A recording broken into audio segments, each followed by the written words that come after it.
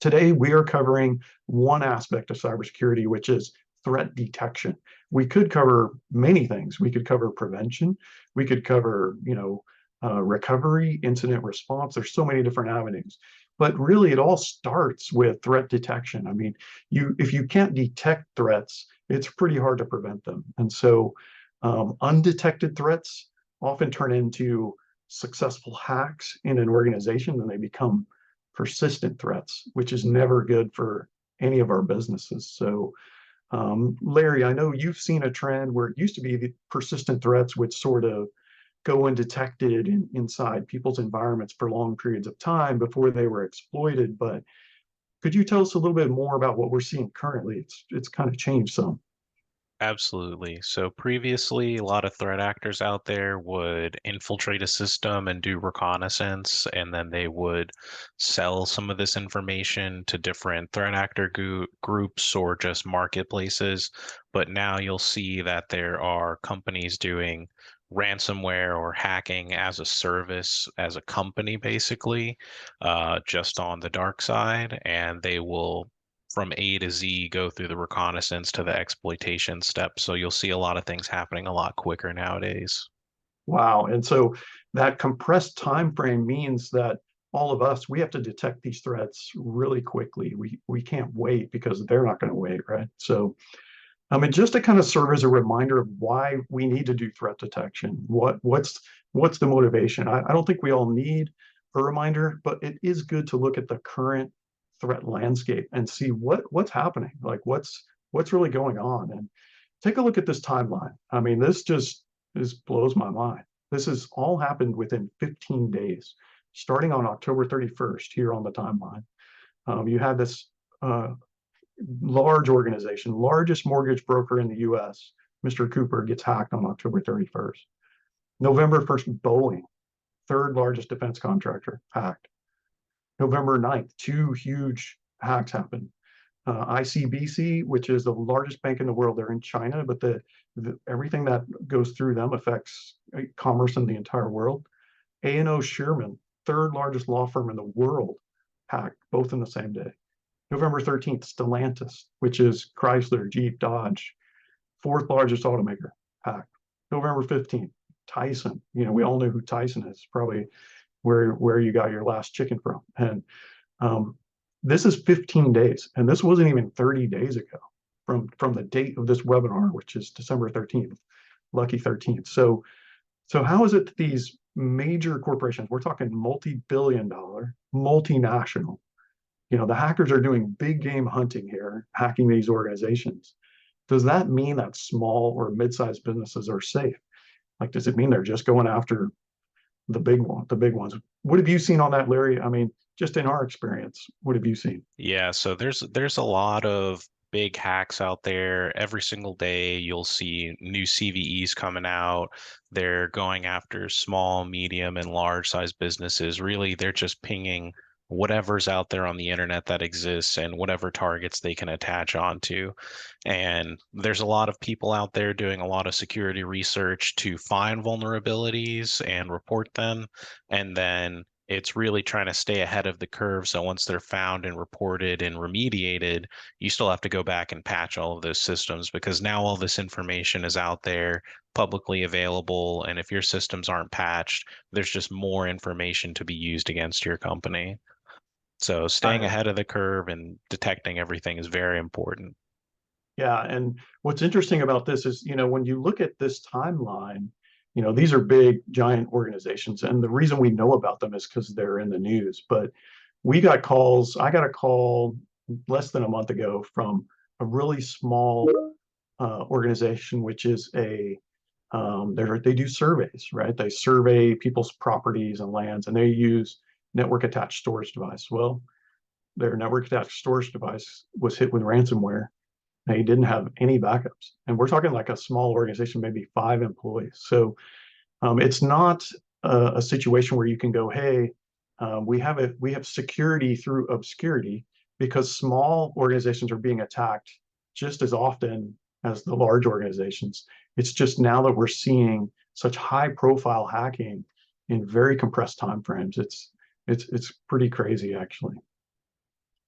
This year, 2023, is going to be a record year again, unfortunately.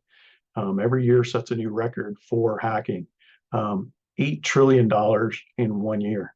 If you put that into perspective, and this quote is very telling, it says, if cybercrime were measured as a country, it would be the world's third largest economy. I mean, that is staggering. Look at these numbers. This just blows me away. Again, $255,000 per second in hacking in cybercrime is going on.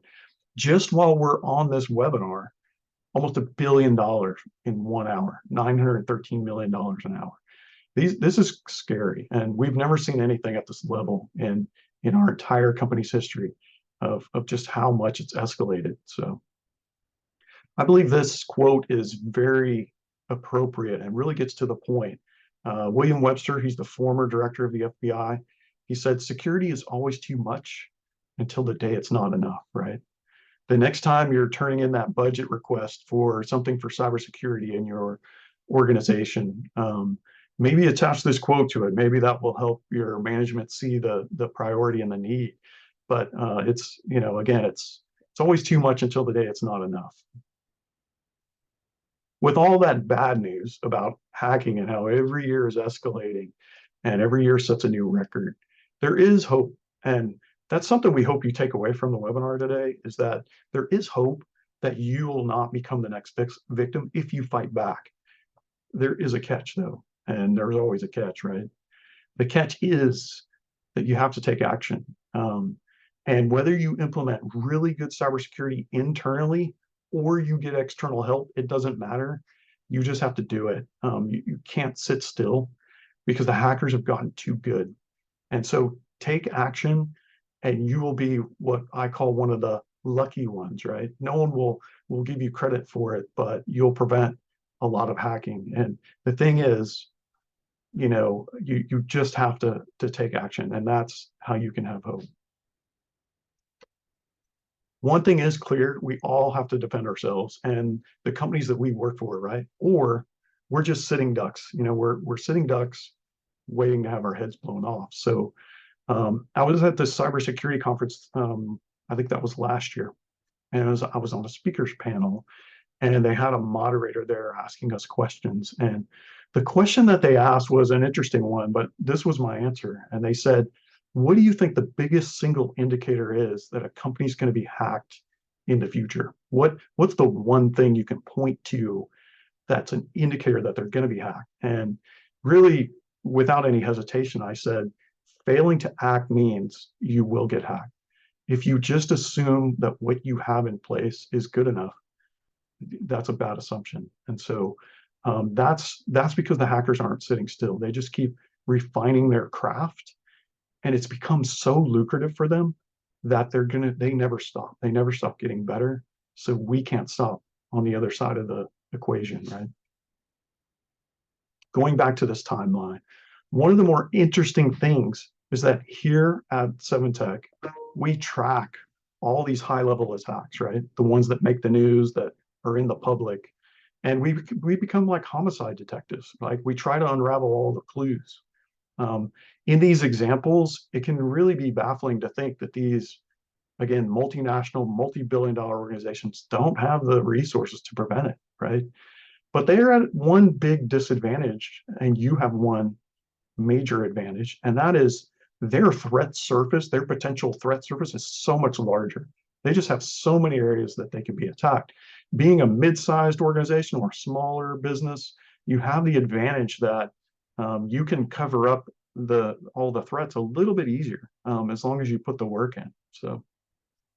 So I've had the privilege to speak about cybersecurity a lot this year, and one of the things I tell audiences is if you're going to put effort into prevention, into cybersecurity prevention and detection, first start with making sure you have a very solid recovery system. And it's because there is no 100% preventable attack. And so your recovery system has to be absolutely bulletproof. And if you think about it this way, I'm going to give you a scenario. Let's say that your company has a data breach or where your company's hacked and it's with ransomware and you're unable to recover your systems. Maybe you can't even get a hold of the hackers to pay the ransom, right? Maybe there's just no recovery options. You're just not seeing any recovery options. What does that mean? I mean, for many businesses, it means you're just going to throw in the towel. It's over at that point. We've gotten called from companies that have had that scenario where they were like, "Hey, we've been ransomed. Our recovery system we found out now wasn't working or isn't working, and we can't pay the ransom." So really, it's kind of game over at that point. So I always recommend prioritize your recovery system first, and just make sure it's absolutely bulletproof. If you don't feel like you have a bulletproof recovery system, and I mean one that's tested and is rock solid, make sure it is being tested. Make sure you actually try to recover servers and data and all of that on a very regular scheduled basis, and then you'll have that peace of mind.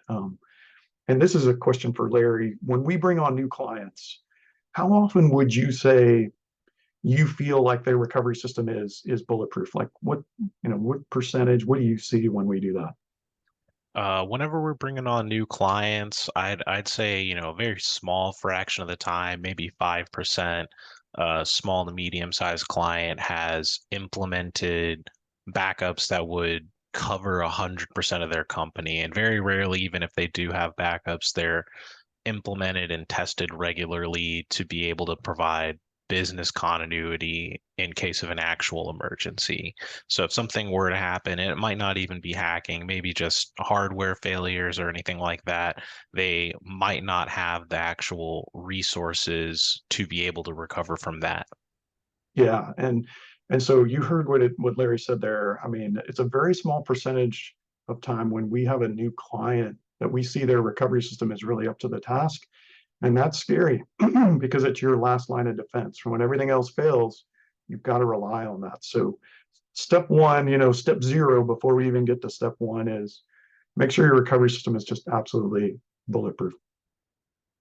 Now, this is an interesting piece of data about us as a company here at 7tech. In the last 4.5 years, we've had zero significant data breaches across all of our clients, any of our clients. And notice, kind of full disclosure here, I said significant.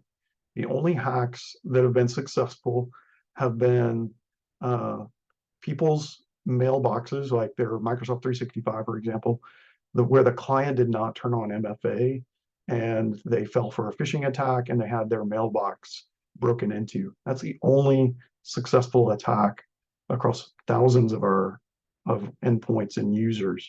So that just goes to show you that there is hope, right? There is hope that you can put things in place, and part of what we're going to be showing you today to really prevent these major attacks. We always, by the way, recommend MFA or multi-factor for our clients.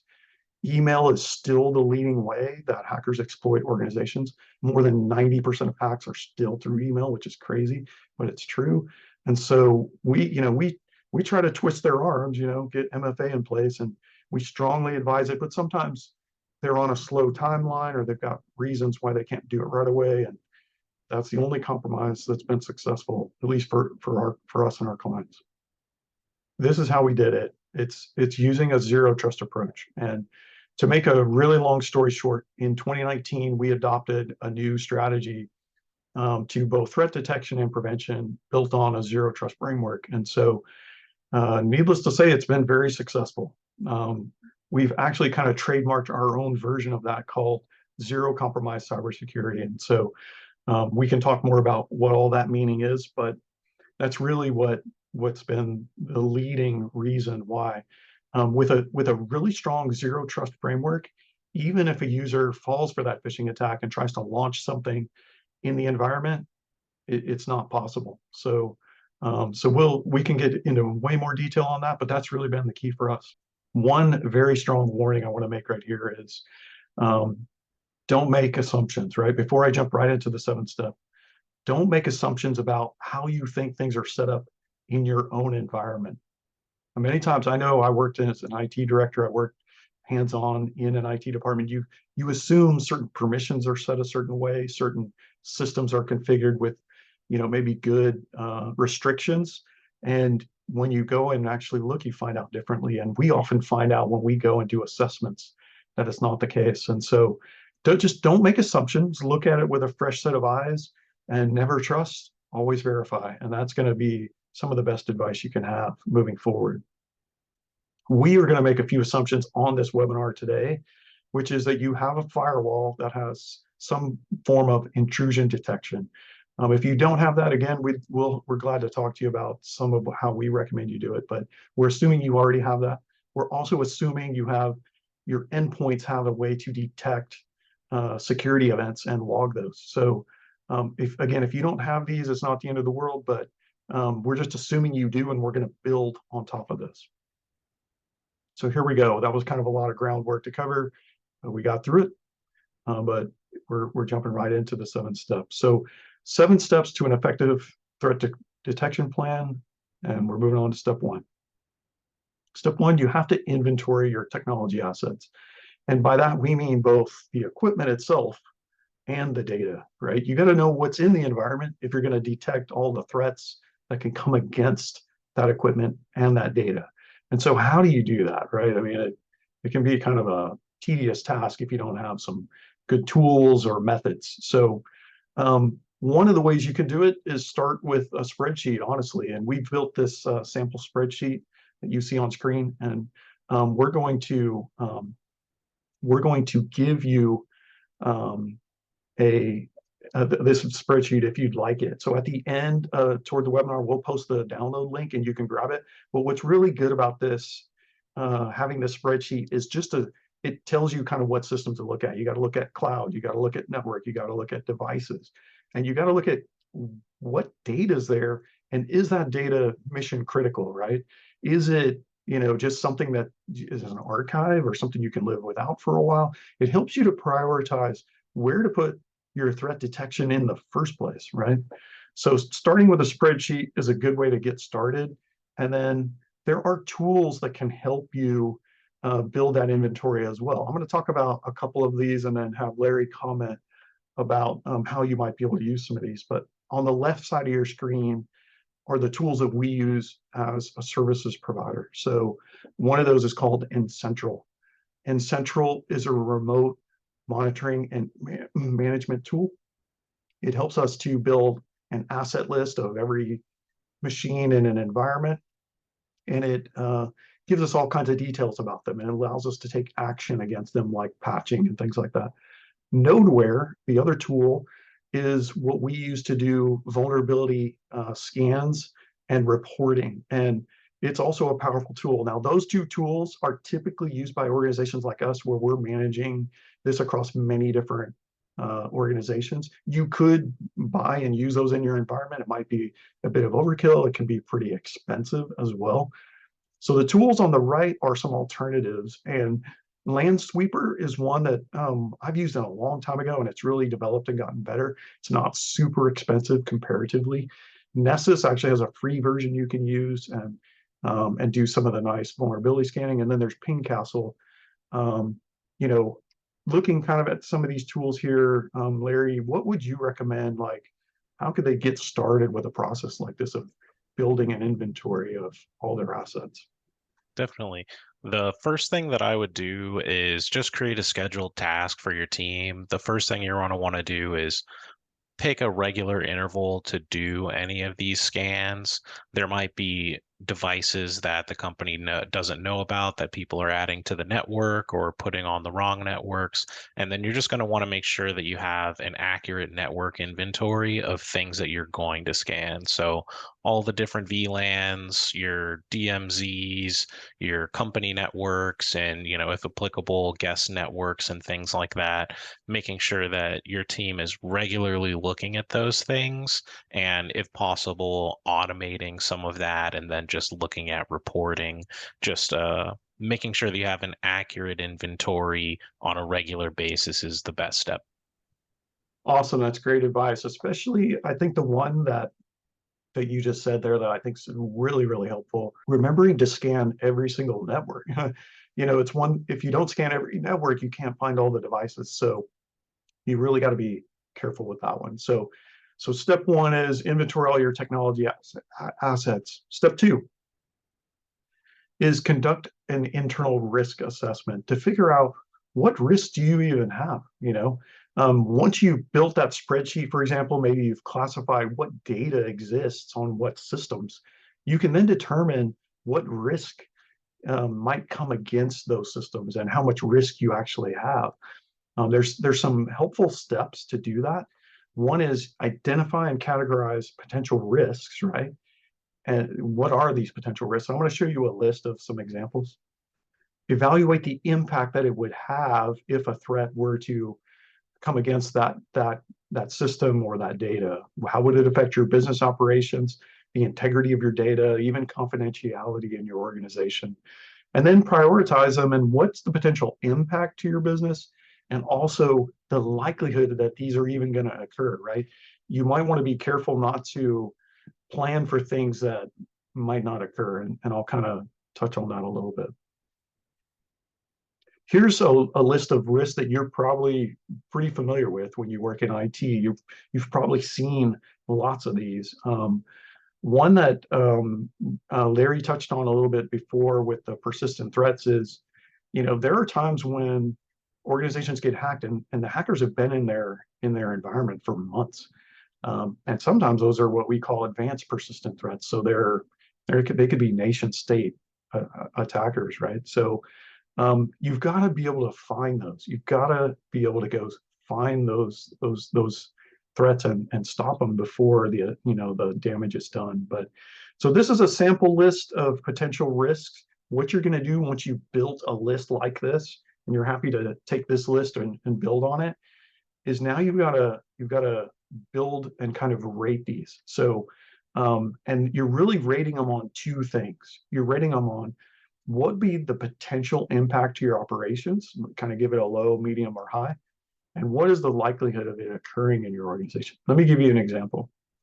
The likelihood of having a problem with data on your servers, if you're all cloud-based, is very low, right? You might only have a server that just logs people in and doesn't house any data, and all your data is in the cloud. Well, you don't want to spend too much time worrying about attacks on your servers because that's a very low chance of it occurring. So you want to give it a low, medium, high on impact to your operations, and a low, medium, high on the chance of it occurring. And you can have that right on the spreadsheet to help okay, now just look at all the ones that are high and prioritize threat detection on those systems first, right? Step 3 of the 7 steps is you've identified, now you've built a sort of a risk matrix to figure out how much at risk you are. Then you need to scan all your assets and figure out what vulnerabilities exist in your environment. And it's got to be done on a regular schedule. Like Larry mentioned it earlier, that we've got to try to find these things faster. There was another lesson that we learned, though, Larry. I know when we first started doing this, that really helped us out. Could you elaborate on that a little bit? Definitely. Whenever we do vulnerability scanning for new clients, the first thing that you'll notice is maybe they've lacked patch management on their operating systems or on their third-party software, and you'll be presented initially with a very large list of findings. And from that list of findings, it's important to have something that does a tool that does good reporting, so you can take those risks in low, medium to high format and start tackling the most critical vulnerabilities first and remediating them. And a good part of vulnerability scanning is continuous vulnerability scanning. So either finding a tool that does that on a continuous basis or making scheduled tasks to complete that for your organization regularly. So you can see when you've completed patching or remediations, the difference in the lists you have over time. And software always comes out with new patches, so the list might grow and shrink during certain periods of times, but it should always be getting smaller, and you should see fewer critical vulnerabilities as you go on. And as an MSSP, we've used a plethora of different tools, and some of the best ones that we've had reporting features with have been Rapid7, Nexpose and NodeWare, which we're currently using. We're very happy with the reporting features, and it gives us a very accurate report of what to go tackle first for our clients. That's great advice because, if you run your first set of vulnerability scans and you just get this massive list of critical vulnerabilities, it's hard to know, like, where am I going to get my best bang for buck? Like, what do I need to remediate first? And so, like Larry just described, there's only a few tools we found that do that well. And so I'm going to show you, he just mentioned NodeWare. I'm going to show you kind of how NodeWare does it. So once we've run a scan, and this is on a sample network here, it'll list off like the top 10 vulnerabilities in that environment. And notice we've got 4 criticals and a bunch of highs, right? One of these is this vulnerability in OpenSSH right here. It's critical here. I believe there's one, yeah, there's one down here that's also high. And so those are the top 10 in the environment. But then this next list talks about the most common vulnerabilities. So this is different in that these are the most commonly exploited vulnerabilities. These are the vulnerabilities that are actively being exploited. And so if you have an OpenSSH vulnerability that's high, and it's also one of the top in your environment, then that's the place you want to start first. You want to go fix the ones that are going to have the best impact in your environment. So that's how these systems can really help you, is first telling you about the vulnerabilities and then helping you figure out which ones are most likely to be exploited. So step 4. So this is not threat detection. This is leaving threat detection for a moment to get into remediation. And the reason I'm bringing this up as step 4 is once you know you have some threats in your environment, you really shouldn't wait to remediate them or fix them, because it becomes a race against time. You against the hackers. Who's going to find out they exist first and exploit them, right? So exploit or fix. And so I would recommend, and maybe you have other team members in your organization, that you start tackling this as you find those ones that are critical and they're likely to be exploited. Just start fixing them as you go. Here's an example also of what that looks like in NodeWare. Every vulnerability is given an identifier number called a CVE. And this is one, and I'm picking on Larry a little bit because this was from a while ago, but this is actually Larry's computer. It's Windows 11 Pro, and it just shows there's a Windows scripting engine, corruption vulnerability. It's a high. What's neat about really good tools like this, though, is they'll give you links, and you can click those links, and from there, you can go see what the details about that vulnerability, and oftentimes they'll give you remediation instructions. So if you can't use tools like this, Nessus is one that will help you as well. It is free. It's limited, but you can do a lot sort of on a manual level without necessarily investing in the really expensive tools. And then step 5, and this is where it gets pretty sophisticated, and I wouldn't be too scared to consider this in your environment, but it does take a fair amount of work to do this, and that's capture and review all security events. So once you've got your list and you need to capture security events from Office 365 and your servers and your routers and maybe some of your workstations. And once you know where all the potential threats could attack, you need to start capturing all those security events and analyzing them as close to real time as you can, and then taking action. So we're going to show you how you can do that with a SIEM, but you can also do this manually. It just takes effort. So here's 2 SIEMs that we've personally worked with. This top one's called Wazuh. That's the one we've actually been using most recently, that we're building more on top of. We really like the flexibility of it. It's got the ability for us to do a lot and really add in some unique capabilities. Splunk is a public company, amazing product. So that's another one that you could consider. Wazuh, you can actually get an open source version of it. It has a commercially supported version as well. So if you wanted to kind of start with a SIEM in your environment, that might be a great one to work with. In the meantime, if you're thinking, hey, I don't have the time or the money or effort to be able to launch a SIEM, you can manually review your security information. And we recommend you do it daily, and then do a look back of 48 hours. So you're always looking at that same data twice. And what you would do is pick those most critical systems like your firewall, maybe your most critical servers, and just go have someone on a daily rotation go look at those logs and look for anything suspicious. Mainly security events is what you're looking for. So um, what I want to do here, we're going to kind of open this up to show you what a SIEM looks like, and we're going to show you Wazuh. So I'm going to have Larry share his screen here. I'll stop sharing. And one of the, we can't show you like all of our client data in there because that's confidential. So we're going to give you some high level views of what Wazuh looks like. But I think you'll get the idea that with a tool like a SIEM, you can just sort of start bringing all that data together in one place, one dashboard, one thing to look at, so you know when a critical security event occurs and you can take action. So what we have here for you guys is a demo dashboard of the capabilities inside of Wazuh. This is some stripped down data from various sources, and we'll start at the top here. The top left is going to be a failed logon map for 365 activity, and this is over the course of 48 hours. So what you'll see is various failed logins from not only the United States, but all over the world. And you can see threat actor IPs as well as creation times of when those logs were created and those login attempts were made. So this is all very customizable. You could add in user ID fields and various other tips and tricks into your maps, but this is just simulating a 48-hour period for an environment of Azure AD logs.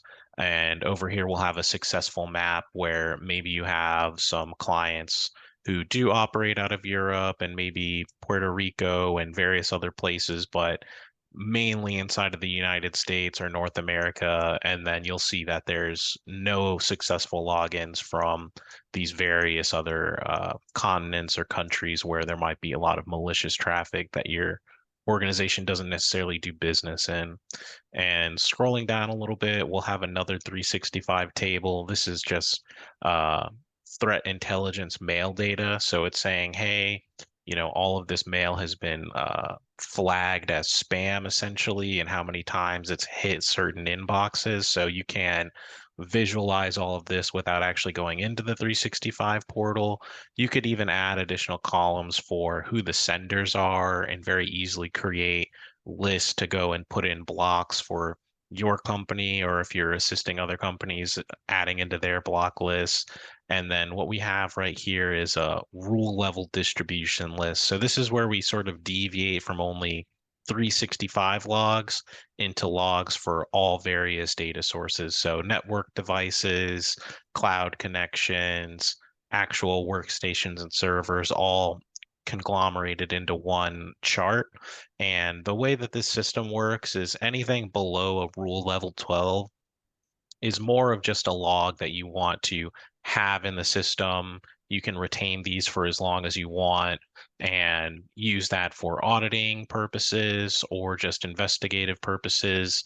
And then the higher level rule alerts you'll see much less of, but you will see that they still occur. And some of them are these spam email occurrences, or potentially users in your environment have been given extra administrative rights. So those will all pop up in here, and you can even create custom alerting based off of rule levels. So if you're a company that uses Slack or Teams, or uh, have a sophisticated email system or a ticketing system, you could pipe all of those alerts into whatever your preferred solution is and receive them in real time. So we'll scroll down and we'll say this is a 2-day period, and you can just see events by severity over time. And you can even filter out some of these values. So if you only want to look at the high level alerts, you could do just that. And you'll see that the higher level the alert is, the fewer the logs generated are, and anything below a 3 is purely informational. So we're just kind of capturing those, logging them, and excluding them from the graphics because there's so many of them. And then right here, what we have is 365 user operations. If you would like to manage or just see how much data and what's happening in your environment, you can say that, just in 2 days, our company's accessed over 100,000 files. Is this a number that's consistent with our usage over the past week or so? Or, how many files were downloaded? Was there a certain period of time where more files were downloaded? Could that be a sign of data exfiltration or somebody's account being hacked? And then just user logins and failed user logins just for monitoring your user activity. There is an endless amount of things that you could do inside of Wazuh, and what we have right here is sources piped in from 3 completely different types of sources. So cloud data, network activity, and local workstation and server activity. And just to give you a graphic of what something like network activity might look like, you can actually build on top of Waza if you would like to and make something more complicated with this is a Grafana server, and it's a data visualization tool. It's also open source and free. And right here, we just have a length ski graph, and it's just showing data flow. And the larger the pipe, it means the more data that's flowing through it. And you'll see a lot of 443 traffic, just basic user requests flowing out into the internet. And then you might see some phone traffic, and maybe you have some servers that are doing some custom port work, and maybe it's SQL applications or various other things. So you can sort of track that as well, and you can grab some of those public or private IPs to say, does this make sense? Is everything flowing normally? Is there something anomalous using a lot of network activity? And the main benefit of this is you have it all in a single place essentially. So whoever's going to be managing it doesn't have to go to 3 different portals or 4 different portals. Whenever your team gets a new product or you implement something new, they can go back to the single pane of glass and just say, hey, all of this looks normal. Maybe I want to monitor this. So I'll create a new visualization and move forward. And it gives them an easy way to continue monitoring the environment. That's awesome. And a couple of the takeaways I got from what Larry just said there were, especially if you're in an IT organization where you can't, dedicate someone to watch that all day, every day, is taking those critical alerts that a system like Waza finds and pushing those into your most used communication tool like Teams, for example. So that's a huge thing you can do to really help your team to be proactive to any critical things that come up without necessarily dedicating people to watch it like we can do. But that helps you do that to a level in your internal environment. So awesome tool. So moving on to step 6. This is really important because many times the beginning of an attack begins with something related to this, where you have to monitor privileged user activities, and that's accounts, groups, all that really closely. There is a tool, and I'll show you that on this next slide, called user behavioral analytics. It's a method or a way of looking at threats and activity in your environment called UBA.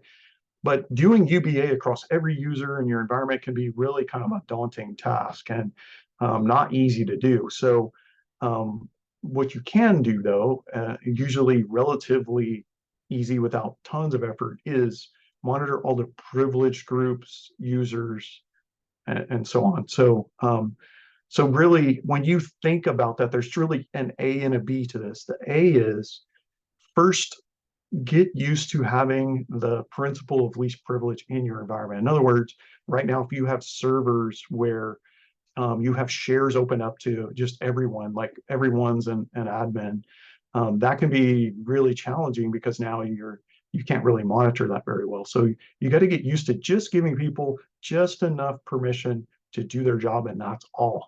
never give more than that, right? So that's just a general good practice based on NIST standards. Well, then move into, okay, let's monitor privileged user accounts, privileged groups, and if we see activity that seems a little out of the norm, we need to take action. And so with a tool like Wazuh, I know that we do that today. Larry, what would you recommend if they didn't have, a SIEM? How could they start this process? So the nice thing about Waza is it is open source, but there is a large upfront time and experience cost in setting something like that up. But for a modern IT professional in today's world, there's a lot of tools that you could be able to use that are immediately available. And one of the best tools is going to be PowerShell and automated tasks through Task Scheduler. So if you're running a Windows environment, the best tools that you could use for monitoring most of this activity is PowerShell. And you could create easily readable CSVs that you can export to Excel and just curate your queries to being exactly what you want to look for, and just setting those up to be scheduled on a regular basis, dumped to a file share that you have mapped and you can look at on a scheduled basis. If without a SIEM, the best friend for any IT professional is going to be scheduled tasks for themselves, so their calendar, and looking at these things regularly and then automating as much as you can with PowerShell or using one of these freely available tools like Nessus or some of the other vulnerability scanners that might pick up things like privileged AD accounts or service accounts, and then attempting to figure out whether those are properly utilized, or you could dial back the permissions just to what they actually need. Got it. Okay. That's great advice right there. So using existing tools, PowerShell, you can really get that rolling. So and really think about it this way. One of the dangers with privileged accounts is sometimes you'll see a standard user account that suddenly gains dangerous permissions like domain admin or enterprise admin. Those are the things you want to be looking for, because oftentimes what a hacker is going to do is they may compromise one user's workstation and their account, and then they're going to work to find a way to escalate their permissions to a level where they have the level of control they need. And so if you then get an alert, hey, why did Sally's account suddenly become a global, a domain admin, that now you can take action and you can stop the hacker in their tracks. So, and we're coming up on our last step, step 7. Turn your staff into human detectors. And really, this was one of the chat comments earlier was that user education, right? We've got to, when you think about the fact that still over 90% of hacks come through email, we've really got to work hard with our staff. And so we've got a few tips for you on this. But I wanted to say this first, is I like this quote. This guy, Bruce Schneier, he's a cryptographer. He's famous cryptographer. And he said, amateurs hack systems, professionals hack people. And so that's, social engineering. That's the way that a lot of hackers have chosen. When you look at these recent big attacks in the news like MGM and Caesars, well, that's all done through social engineering. So we've got to work really hard to help our users get better in this category. So here are a few tips that we've learned that actually work. Continuous training. It can be online, and it's got to have all about awareness and kind of take people through different scenarios like phishing and all of that. And you're probably all either doing this or you're about to do this. But then to really take it to the next level is get people into groups, because once you put them in groups and you start to make it fun, like engaging, they're gonna internalize it more. One word of warning: don't teach them how to hack anything. We had this client we onboarded who had an IT person who started teaching his internal staff how to hack, and that is not a wise idea. Like, we're supposed to be on defense here, not offense. So don't do that. Number 2, establish a cybersecurity culture. when you talk to your staff about kind of the latest scams that are out there in the world, it doesn't even have to be necessarily in your environment, but you hear about maybe a scam that starts through text messaging or something like that. Just getting them used to having those conversations will help to create a cybersecurity culture. So if you hear about someone getting scammed or a successful attack, share those stories so that people get used to it. They'll internalize and they'll remember stories better than they will little tips and tricks. And then regularly test and assess your users. Automated phishing emails are a good start. We do that with as many clients as we can, and we do those internally, but just don't stop there. Use that knowledge, and really test their knowledge in group settings with real life scenarios. Try to give them scenarios. And one example that I thought of was wire fraud. Wire fraud is kind of off the charts. And one of the things you can do there is to remind people that they shouldn't ever change a wire transfer by just an email request. They should always have another method like phone calls to known people and numbers and things like that. So you can start to talk about these scenarios, and that's really going to up everybody's level. So, and there is a bonus step here, and that's really just never stop improving. Threat detection is a thing that you can't really stop because you're probably introducing new systems. You might introduce a new cloud-based service into your environment.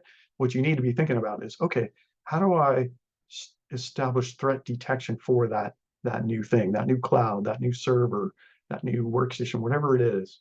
Always be thinking about how you can improve it. So we're coming up on the end. We just got 2 minutes left. This is the 7 steps. So just in review, these are our 7 steps. If you would like to learn more about any of this, we are making ourselves available to you guys it's a 1-hour free consult. There's no strings attached. So you can sign up. We'll do a 1 hour with you. You're not committing to anything. We would just love to offer any advice. And we can even go through the 7 steps with you and just kind of see where you're at if you'd like, or if you have other cybersecurity concerns, we'd love to talk to you about it. It's part of our mission to really help internal IT improve in this area. So don't hesitate. Go to either the URL or the QR code, sign up for it. I would highly recommend you do this if you have questions. If you're feeling really confident, we completely understand. But if you just want a free 1 hour, we'd love to talk to you about it. Thanks for joining today, guys, and we hope you'll join us on a future webinar.